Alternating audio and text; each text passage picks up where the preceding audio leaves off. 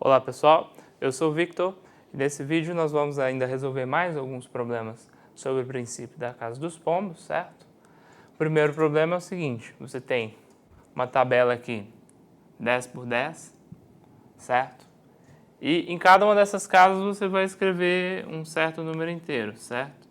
Então, você tem aí 100 números inteiros escritos e você sabe que eles foram escritos de modo que a diferença entre quaisquer dois números vizinhos, ou seja, entre quaisquer duas casas que têm um lado comum, é sempre menor do que ou igual a 5, certo?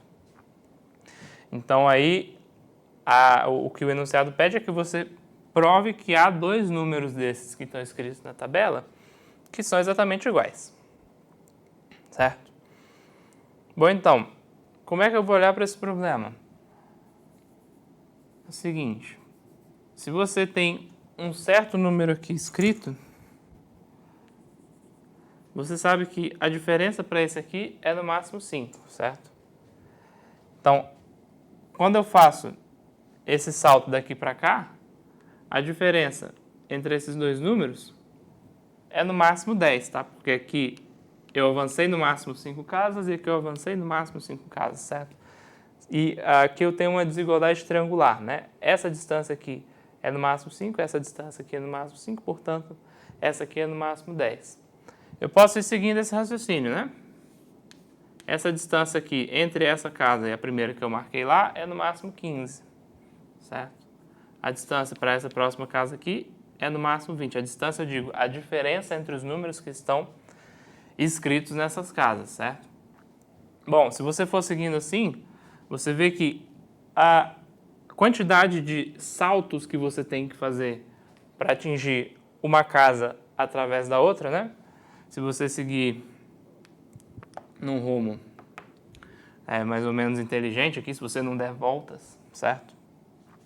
Então você sabe que o máximo de saltos que você vai ter que fazer vão ser 18, né? Porque você tem que fazer 9 para cá e 9 para lá, certo?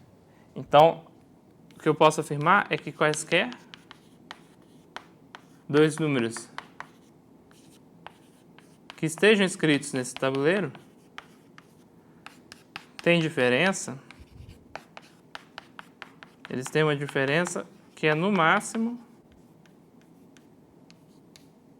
5, né? Que 5 é o máximo que a diferença cresce a cada passo.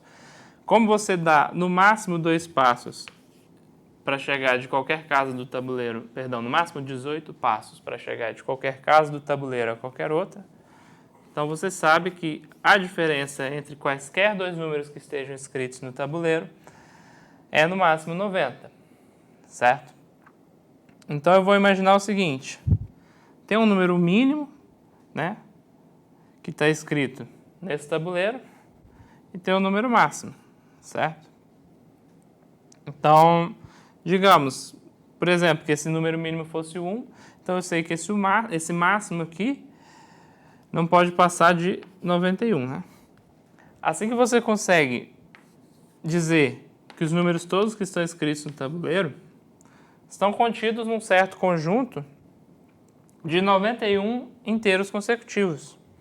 Ora, se você tem 100 inteiros escritos e todos eles têm que estar num certo conjunto de tamanho 91, é claro que você tem que ter, pelo princípio da casa dos pombos, até por excesso aqui, né? Você tem muito mais do que 92 que a gente precisaria. Você consegue dizer que tem dois que vão ser iguais. Então aqui a nossa questão agora é a seguinte. Alguém deu 10 números naturais, todos esses números naturais têm exatamente 2 dígitos, né? Por exemplo, sei lá, alguém veio e pegou um conjunto qualquer aqui, 22, 53, 87, 91, etc. 10 números naturais de 2 dígitos, certo? E aí o que ele pede para você provar que é o seguinte, que 2 desses subconjuntos têm a mesma soma, certo? 2 subconjuntos desse conjunto de números naturais aqui tem a soma dos seus elementos igualzinha, né? Sei lá, por exemplo, você pega esse conjunto aqui e esse conjunto aqui. digamos. Vamos ter que provar que existem dois subconjuntos que têm soma igual, certo? Então aí o que eu vou olhar? Eu vou olhar quais são os possíveis valores de uma soma de números naturais, de um certo conjunto de números naturais de 2 dígitos cada um, certo? Bom, evidentemente você poderia ter, né, tomado uma soma qualquer de um subconjunto aqui. Essa soma é pelo menos 10, porque você está somando pelo menos um número de 2 dígitos e esse número de 2 dígitos é pelo menos 10, certo? Por outro lado, essa soma também tem um valor máximo possível, certo? Esse valor máximo possível dela é quanto? Bom, no pior caso, o cara me deu o conjunto com os maiores números de 2 dígitos possíveis, né? Que seriam 99, 98, 97 até o 90, certo? E se você fizer essa soma aqui, de 10 números, né? Você vai ver que dá 945, certo? Então, o maior valor possível da soma de qualquer subconjunto aqui é 945, certo? Isso significa que eu tenho 945 menos 9, né? Que é 936 possíveis valores dessa soma, certo? Agora, como eu estou com um conjunto de 10 inteiros, o total de subconjuntos disso, que não são vazios, né, é 2 a 10 menos 1. Né? Porque a quantidade de subconjuntos de um conjunto de 10 elementos é 2 elevado a 10, mas eu preciso excluir o vazio. Isso aqui dá 1023, certo? Ou seja, eu tenho muito mais subconjuntos do que valores possíveis para as somas dos elementos desses subconjuntos. Então, aí o princípio das casas dos pombos funciona de novo por excesso, certo? Vai ter dois conjuntos aqui cujas somas são iguais. Então, agora o último problema desse vídeo é o seguinte. Você tem 40 estudantes, certo? Esses 40 estudantes foram fazer uma prova. Essa prova tinha 5 problemas, certo? Vamos dizer assim, a gente pode até montar uma tabela, né? Problema 1, 2, 3, 4, 5, certo? E cada problema desses foi resolvido pelo menos 23 vezes, certo? Então, para você imaginar assim, se você diz aqui, né? Estudante 1 até estudante 40, né? E aí você marca um Vzinho na tabela. Na linha do estudante, na coluna do problema, se o estudante resolveu o problema, certo? Você pode pensar assim. Então, aí o que ele me diz? Por exemplo, se o estudante 1 resolveu o problema 1, eu marco um Vzinho. Se o estudante 3 resolveu o problema 2, eu marco um Vzinho. Se o estudante 2 resolveu o problema 4, eu marco um Vzinho. Assim sucessivamente. Bom, o que ele me disse? Que cada problema foi resolvido 23 vezes, pelo menos, certo? Então eu sei que a quantidade de vezes que eu marquei na primeira coluna foi pelo menos 23, certo? Pelo menos 23 também na segunda, etc, etc, etc, né? E aí, o que ele pede para você provar é o seguinte, que há 2 estudantes que juntos resolveram todas as questões. Ou seja, se esses estudantes pudessem ter se juntado durante a prova, eles teriam gabaritado a prova, né? Porque um tem a solução de algumas, outro tem a solução de outras, etc. E aí, é isso que nós queremos encontrar, né? Por provar que há esses 2 estudantes, certo? Agora, para que eu vou olhar? Eu vou olhar para a quantidade de vezes, que eu vou chamar de V convenientemente, certo? A quantidade de vezes que estão escritos na tabela, certo? Como em cada coluna eu tenho pelo menos 23 e são 5 colunas, então eu sei que eu tenho pelo menos 23 vezes 5, que são 115 letrinhas V, certo? Na tabela. Agora, eu posso pegar esses pelo menos 115 Vs que estão marcados na tabela e ver qual seria a distribuição deles entre os estudantes, certo?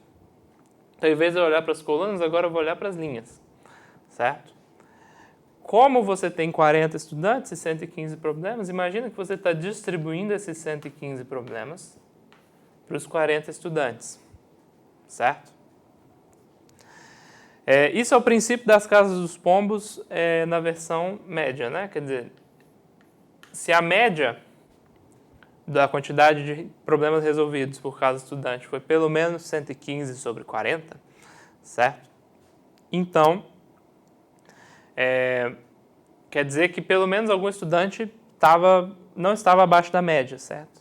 Porque a média ela é a média porque ela está no meio. Tem que ter alguém que é pelo menos maior ou igual e outro que é menor ou igual à média, certo? Isso é uma outra maneira de aplicar o princípio das casas dos pombos, certo? Mas como a quantidade de vizinhos desse estudante aqui é maior do que ou igual a 115 sobre 40 e é um inteiro, certo? Esse quociente aqui é 2, alguma coisa, certo? Então eu posso afirmar que esse estudante fez pelo menos 3 problemas, certo? Então existe um estudante aqui no meio dessa tabela toda aqui que fez 3 problemas. Digamos que ele tenha resolvido esse aqui e esse aqui, né? Por exemplo, então tem o estudante 2, ele é esse estudante aqui que eu consegui provar que resolveu pelo menos 3 dos problemas, né? Então, agora eu vou ver o seguinte. Como essa coluna tem pelo menos 23 pontos, o que eu vou fazer? Eu vou imaginar que cada ponto dessa coluna seja uma casa, né? Certo? Porque aí o que eu vou fazer? Eu vou querer que tenha um outro estudante, ou possivelmente o mesmo estudante, não importa, que tenha resolvido esses 2 problemas que faltam para o outro amigo, né? Porque eles se completam. Acontece o seguinte. Se esse aqui tem pelo menos 23 casas, esse aqui tem pelo menos 23 casas, então, na verdade, em vez de eu imaginar como casas os 23, eu vou imaginar os estudantes como casas, certo? Você tem 40 estudantes e você tem 46 letras V marcadas aqui, certo? Então, o princípio das casas dos pombos me permite dizer que tem alguma linha dessas que foi marcada 2 vezes, certo? Algum estudante resolveu ambos os problemas, porque você tem 46 e 46 é maior do que a quantidade de estudantes, certo? Então, você vai juntar esse estudante que venceu esses 3 com o estudante que venceu esses 2 e você vai resolver o problema. Eu espero que vocês tenham gostado e até a próxima.